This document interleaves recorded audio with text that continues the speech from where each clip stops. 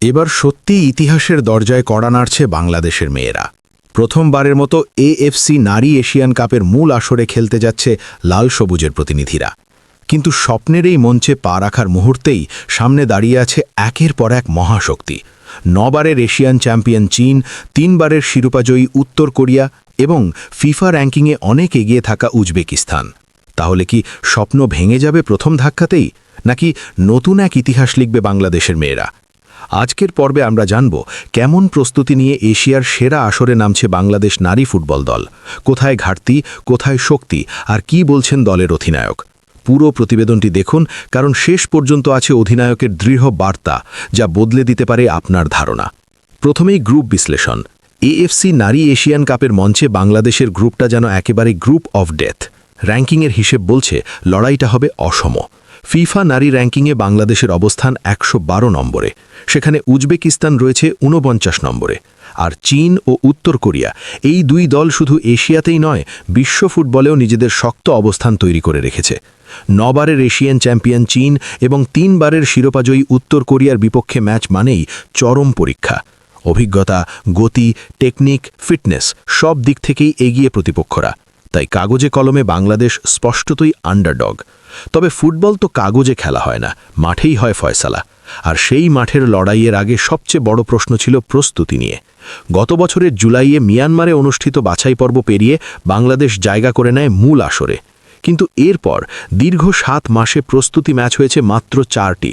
আন্তর্জাতিক ফুটবলে যেখানে ম্যাচ অনুশীলনই সবচেয়ে বড় শক্তি, সেখানে এই সংখ্যা নিঃসন্দেহে কম। মালয়েশিয়া, থাইল্যান্ড বা জাপানে প্রস্তুতি ক্যাম্প করার পরিকল্পনা থাকলেও শেষ পর্যন্ত তা বাস্তবায়ন হয়নি। ফলে উচ্চমানের প্রতিপক্ষের বিপক্ষে নিজেদের যাচাই করার সুযোগও সীমিত ছিল। প্রস্তুতির এই ঘাটতির কথা স্বীকার করেছেন বাংলাদেশ ফুটবল ফেডারেশনের নারী উইংয়ের চেয়ারম্যান মাহফুজা আখতার কিরণ। তিনি খোলাখুলি বলেছেন, দেশের বাইরে উন্নত মানের ট্রেনিং ক্যাম্প এবং আরও কয়েকটি প্রস্তুতি ম্যাচ খেলতে পারলে দল নিঃসন্দেহে বেশি আত্মবিশ্বাসী ও শক্তিশালী হয়ে উঠত। তার কথায় আক্ষেপের সুর স্পষ্ট। সুযোগ থাকলেও সব পরিকল্পনা বাস্তবায়ন করা যায়নি। বড় টুর্নামেন্টের আগে এমন সীমাবদ্ধতা অবশ্যই চ্যালেঞ্জ তৈরি করে। কিন্তু ফেডারেশনের আক্ষেপ যেখানে আছে, দলের ভেতরে সেখানে দেখা যাচ্ছে ভিন্ন চিত্র। নারী সাফ চ্যাম্পিয়নশিপ জয়ী অধিনায়ক আফিদা খন্দকারের কণ্ঠে নেই হতাশা, বরং আছে আত্মবিশ্বাস। তার মতে, সদ্য সমাপ্ত বাংলাদেশ নারী ফুটবল লীগ দলের জন্য বড় একটি ইতিবাচক দিক।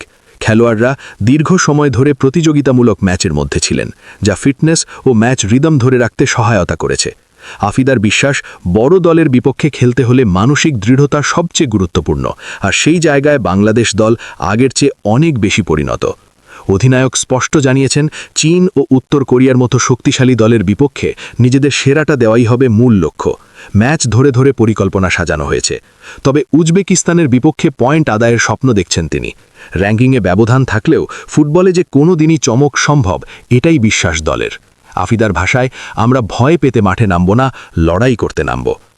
এদিকে গত শুক্রবার অস্ট্রেলিয়ায় পৌঁছে সেখানেই চূড়ান্ত প্রস্তুতি ক্যাম্প শুরু করেছে বাংলাদেশ নারী ফুটবল দল।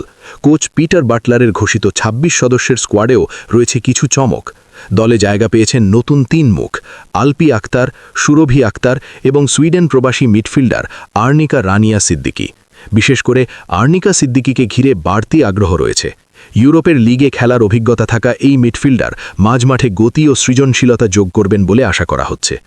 অধিনায়ক আফিদা জানিয়েছেন, আর্নিকা খুব দ্রুত দলের সঙ্গে মানিয়ে নিয়েছেন এবং তার উপস্থিতি দলের জন্য বাড়তি আত্মবিশ্বাসের উৎস। বাংলাদেশের এশিয়ান কাপ মিশন শুরু হবে 3 মার্চ শক্তিশালী চীনের বিপক্ষে ম্যাচ দিয়ে। এরপর 6 মার্চ উত্তর কোরিয়ার মুখোমুখি হবে লাল সবুজের প্রতিনিধিরা। আর 9 মার্চ উজবেকিস্তানের বিপক্ষে ম্যাচ দিয়ে শেষ হবে গ্রুপ পর্বের লড়াই। প্রতিটি ম্যাচই হবে এক একটি ফাইনালের মতো। ভুলের সুযোগ থাকবে না আত্মতুষ্টির অবকাশও। সব মিলিয়ে বলা যায়, সামনে কঠিন পথ।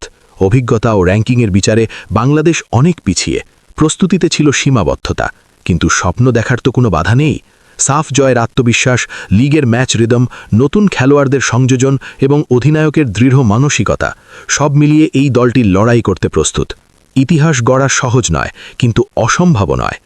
এবার দেখার অপেক্ষা, এশিয়ার সেরাদের বিপক্ষে কেমন লড়াই উপহার দেয় বাংলাদেশের মেয়েরা। তারা কি পারবে নিজেদের সামর্থ্যের সেরাটা দেখাতে? উজবেকিস্তানের বিপক্ষে কি আসবে সেই কাঙ্ক্ষিত পয়েন্ট, নাকি আরও বড় কোনো চমক অপেক্ষা করছে আমাদের জন্য? উত্তর মিলবে মাঠে। আর সেই উত্তরের সাক্ষী থাকতে চোখ রাখুন পুরো টুর্নামেন্ট জুড়ে বাংলাদেশের নারী ফুটবল দলের যাত্রাপথে, কারণ এই যাত্রা শুধু একটি